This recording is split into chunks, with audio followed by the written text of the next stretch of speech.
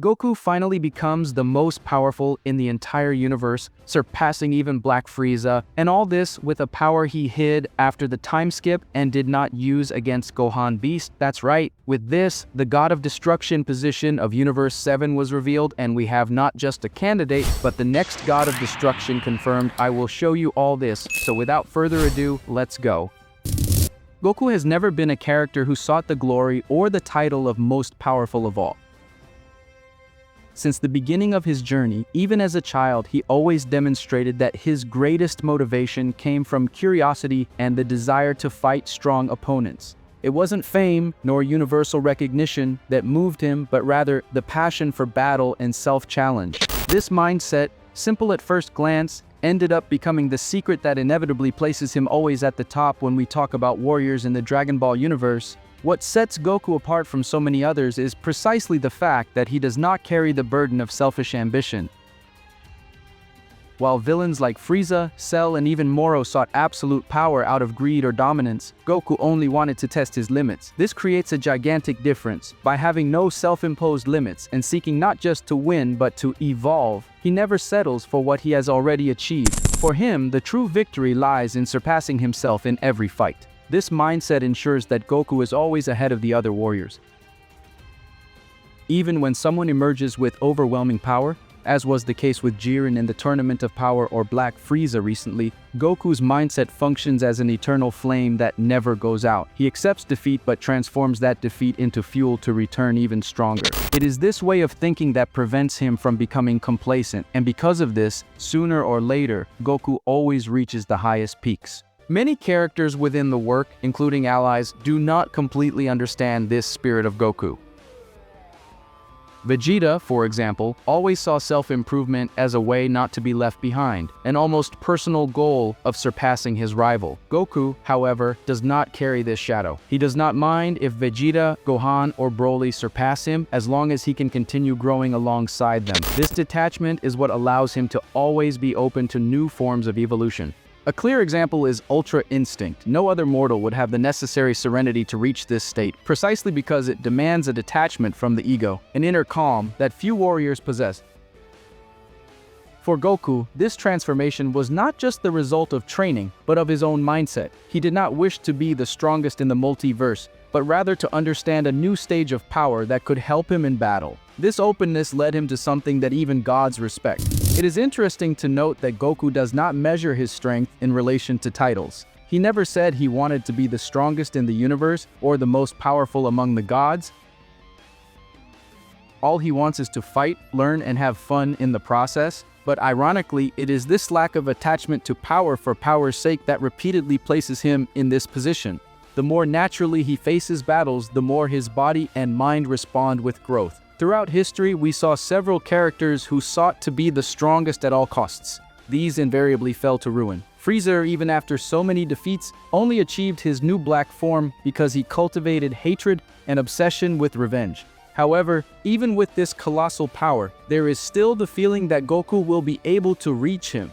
Why? Because Goku does not stop. He does not fear being surpassed, he does not fear starting over, and this always places him on the path of transcendence. This mindset of Goku is almost paradoxical. He does not wish to be the most powerful, but he never stops becoming exactly that. It is as if the universe responds to his pure determination, rewarding his sincere search for evolution. It is not the search for a throne, but for an endless road. For Goku, destiny is not at the top of the mountain, but on the infinite path of climbing it. If we think about the philosophy behind his actions, we realize that Goku represents the idea of the warrior who is never satisfied with himself. He can defeat villains who threaten the entire existence, but the next moment he is already thinking about how he can improve even more. It is this mindset that transforms him into a symbol within the Dragon Ball universe, and it is also what inspires even his enemies. Jiren, for example, left the Tournament of Power transformed, precisely because he realized the essence of this spirit. Even in the face of criticisms that some characters make of him, such as Whis, who always highlights that Goku still has much to learn, it is precisely this flaw, this incompleteness, that guarantees his constant ascent. Goku is never a finished being. He is never the definitive version. He is always a work in progress, and that is why no matter who emerges to challenge him, Goku will always have the chance to reinvent himself and reach an even higher level. This search for self-improvement also shapes the destiny of others around him. Gohan, Vegeta, Broly, and even characters like Piccolo end up being pushed to seek new limits due to Goku's influential presence. He does not force them nor challenge them directly, but his simple existence as someone who never gives up already functions as fuel. In other words, Goku's mindset not only elevates him, but infects his entire universe. Deep down, what makes Goku unique is his sincerity regarding his own heart. He does not fight for status, he does not fight for fame, and even less for material conquests. He fights because it makes him happy. And precisely by finding happiness in something so pure, he never wears out on his journey. Others may tire, get lost, or give up, but Goku does not, because his motivation was never external, it always came from within. And it is precisely because of this that, even without wishing to be the strongest, even without seeking that title, Goku invariably ends up becoming the ultimate symbol of self-improvement. He is the example that you don't need to aim for the throne to occupy it. You just need to move forward with dedication and genuine passion. The title of most powerful is not something Goku conquers by wanting it, but rather something that is imposed upon him as an inevitable consequence of someone who simply never stops evolving. When we talk about Goku's mindset and his thirst for self-improvement, it is impossible not to mention the attentive gaze of Beerus, the god of destruction of Universe 7. Since their first encounter, Beerus noticed something different in Goku. It wasn't just his strength, but the way he approached battle and personal growth. Beerus, who has always lived surrounded by gods, angels, and mortal warriors who could never reach his level, found a rare flame in Goku, a flame that never goes out. That is why, in one of the most important conversations in the franchise, Beerus went so far as to mention the possibility of Goku becoming his successor as God of Destruction. It was not just a compliment, it was a divine acknowledgement.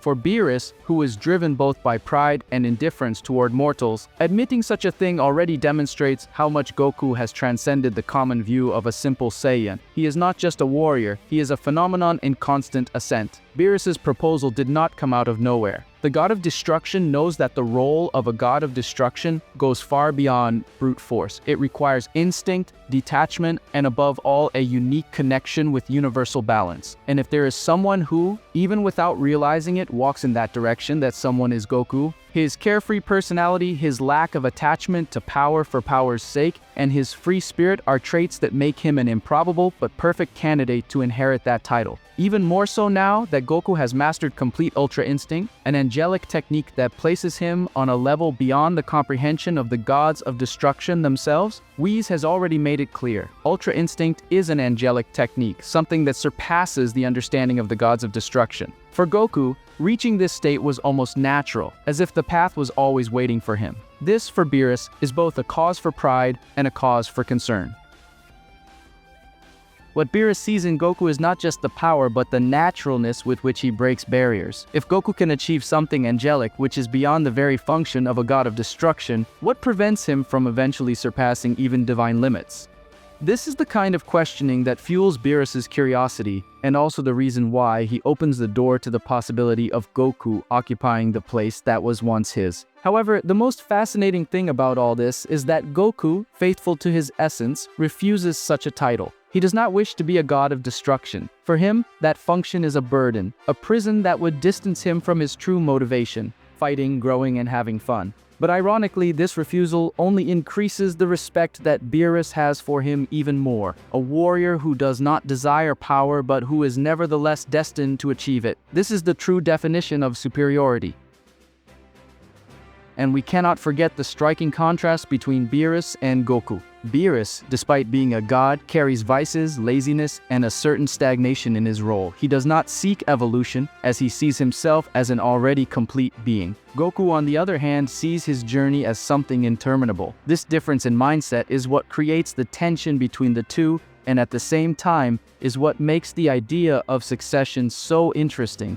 Beerus does not offer the position to Goku just because of his strength, but because he sees in him the flame that perhaps the god of destruction himself has lost. It is precisely because of this that Whis always observes Goku with such interest. The angel knows that the path of Ultra Instinct is not just a technique, but a philosophy of life. Goku, without realizing it, has been living in that state for a long time. A being who reacts purely, who does not carry burdens of ambition, and who allows his instincts to flow without restraint. This is the angelic essence that Beerus, despite all his divinity, never managed to master. Beerus's proposal, therefore, is not just an invitation, it is almost a prophecy. He knows that if Goku continues on this path, sooner or later, he will reach a level that will inevitably make him worthy of being called a god of destruction. Not out of desire, but as a natural consequence of his journey. Goku does not seek this throne, but the universe seems to conspire to place him closer and closer to it. This moment also reveals the depth of the relationship between Goku and Beerus. From an initial rivalry marked by the fight on planet Earth, it evolved into something greater, mutual respect. Beerus, accustomed to destroying without explanation, now observes with caution and even with anticipation the growth of a mortal whom he never could have predicted. It is as if Goku has rekindled in Beerus the pleasure of witnessing something truly surprising, and this becomes even more important when we think about the enemies that are approaching.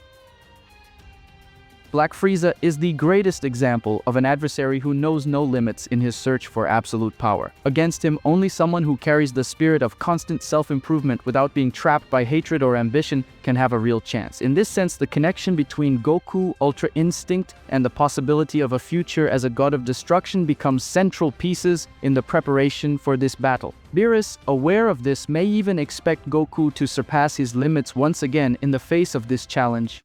For if Frieza represents the pinnacle of egoism and ambition, Goku represents the opposite, the freedom and purity of the warrior who fights only for the love of battle. This clash of philosophies is what will make the confrontation so epic, and it is also what confirms that Goku, even without wanting to, always moves toward the title of the most powerful. In the end, Beerus' arrival with this proposal does not change Goku's essence. He will continue training, smiling, and seeking strong adversaries. But at the same time, it shows us how even the gods recognize what mortals already know. Goku is an unstoppable force, and whether he likes it or not, this destiny of being a warrior without limits may one day lead him to occupy the position of god of destruction, not because he wanted it, but because he became inevitable. Despite Goku having refused the god of destruction position when Beerus brought up this possibility, it is clear that his destiny will not be to remain just a common mortal. His connection with Ultra Instinct, an angelic technique that goes beyond the comprehension of the gods of destruction themselves, already places Goku in a different category. He may not become exactly a god of destruction, but he will inevitably occupy some space among the divinities, whether as a warrior capable of rivaling them, or even as someone who represents the link between mortals and gods.